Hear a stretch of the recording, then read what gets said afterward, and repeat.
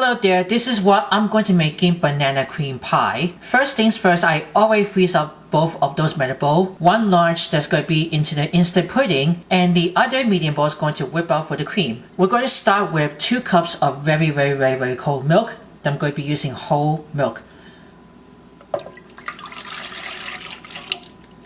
And to that on, I'm going to use the one for the Jell-O instant vanilla pudding mix. You can try with banana cream, there's going to be banana flavor. It is completely up to you. So this is about here for 3.4 ounce, which makes about 96 grams. I'm just going to put it right into the milk. Now what you want to do, you're going to beat both milk with the pudding mix for 2 minutes to whisk it over. I'm going to use the one for the electric mixer with the wire attachment to speed up real quick. Alright, here we go.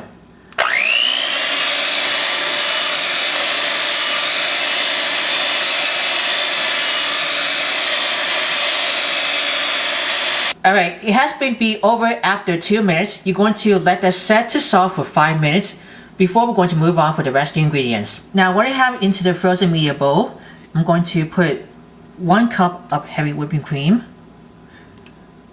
I'm going to follow by a 1/4 cup of granulated sugar with half teaspoons of pure vanilla extract.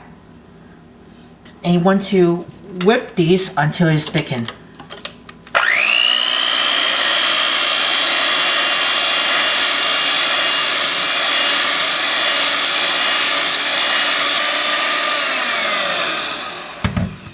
There we go. This might be a nice whipped, very thickened.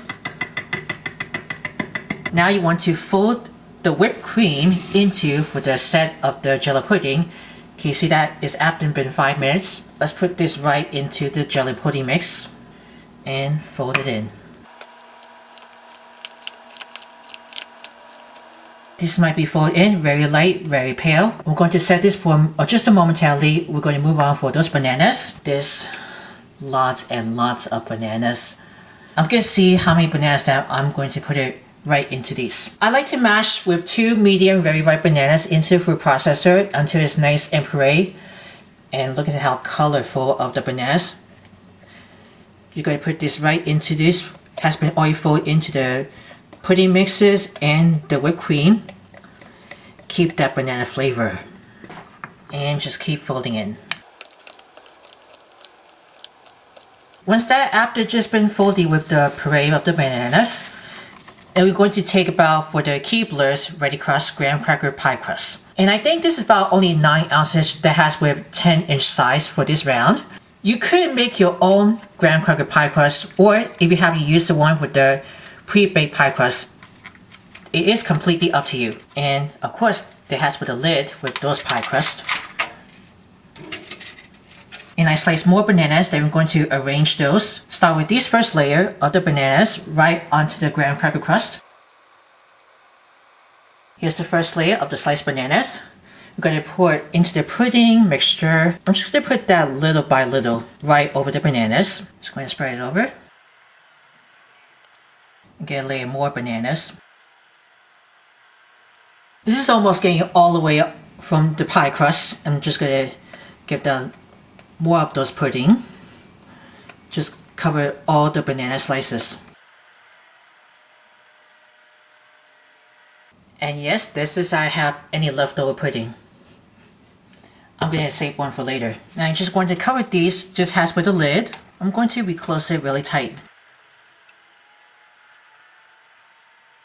And that goes into the refrigerator for overnight. I'm going to do like for 4 or 6 hours. This might be it. After 4 to 6 hours or overnight, I just took it out from the fridge.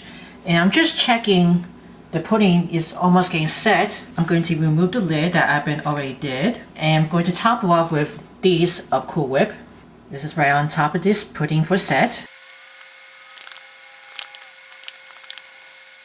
You can use a backward spoon to spread it over.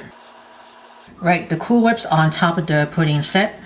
I like to give this to a garnish with more slice of bananas. It has to be perfect above those banana cream pie. I'm hoping sure it's going to taste great. And we're just almost there. Let's finish the last pie of the sliced bananas. And you have a finished banana cream pie. There's going to be a celebrated for every March 2nd for the National Banana Cream Pie Day. I hope you guys enjoy.